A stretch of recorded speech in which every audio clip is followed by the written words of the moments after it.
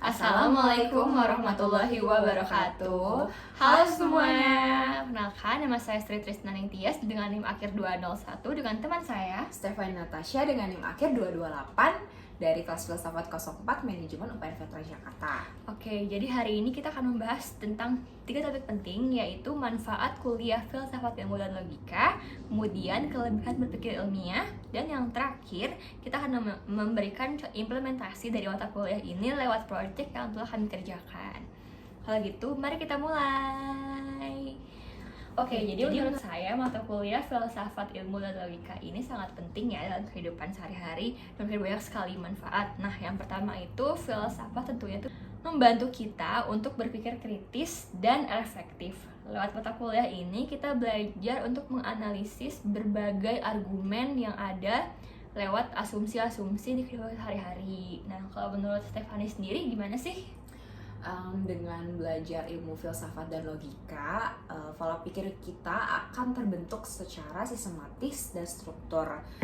Kita bisa menyusun argumen secara kuat, secara matang, dan kita juga bisa mempointing argumen-argumen tersebut, dan pada akhirnya kita bisa mengidentifikasikan masalah-masalah yang sedang kita hadapi, entah itu masalah pola pikir kita sendiri ataupun pola pikir dari orang lain. Karena filsafat ilmu dan logika ini juga tidak berbicara tentang satu asumsi saja, tetapi 2, 3, 4 asumsi lainnya.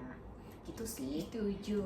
Nah, mungkin dari teori-teori yang tadi kita udah jabarin nih ya Yes ya, menurut kamu gimana sih kelebihan dari berpikir ilmiah dalam kehidupan sehari-hari kita di kampus ataupun di lingkungan sekitar aja? Gimana? Oke, jadi aku mau bahas dulu untuk di kehidupan kampus ya. Pertama, berpikir ilmiah itu membantu kita untuk mendekati masalah dengan cara yang objektif dan rasional.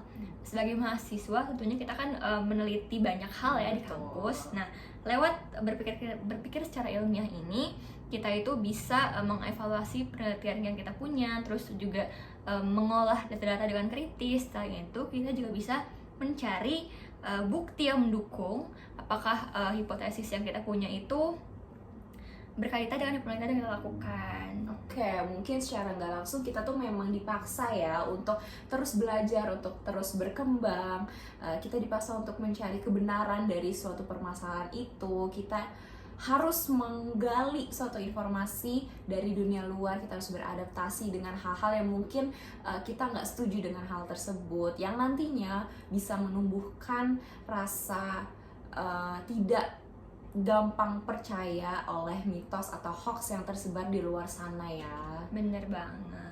Nah, lanjut nih, kalau di kehidupan sehari-hari berpikir ilmiah itu membantu kita untuk membuat keputusan. Misalnya kalau kita lagi mau beli produk kesehatan atau kecantikan, tentunya kita tuh kan pasti kan melihat dulu brandnya apa, kemudian ingredientsnya apa, gunanya untuk apa. Nah, itu merupakan penerapan dari berpikir ilmiah dalam yang kita lakukan.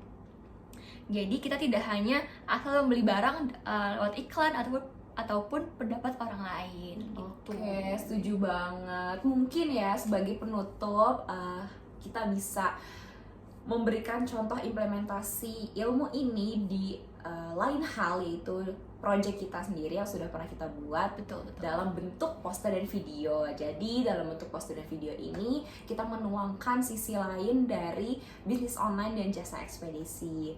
Dari salah satu asumsi, yaitu pebisnis yang offline, mungkin memang mereka melihat bisnis online ini wah sangat menguntungkan, profitnya besar sekali, tapi ternyata dari sisi pebisnis online-nya sendiri itu mereka menghadapi masalah-masalah yang ternyata signifikan dan berakhir terburuknya ya dengan kebangkrutan. Jadi kita menggali lagi sisi-sisi lainnya, A, B, C, D, E, F, G gitu ya. Terus kita melihat apa permasalahan yang mereka hadapi dan kita sediakan solusi untuk berbagai pihak yang terlibat. Oke, bener banget. Nah, untuk kesimpulannya nih, dengan memahami dan menerapkan filsafat dalam kehidupan sehari-hari, kita tidak hanya menjadi lebih cerdas dan berpikir kritis, tetapi kita juga bisa lebih rasional dan bijaksana dalam mengambil keputusan dan menghadapi berbagai situasi di kehidupan kita sehari-hari. Setuju.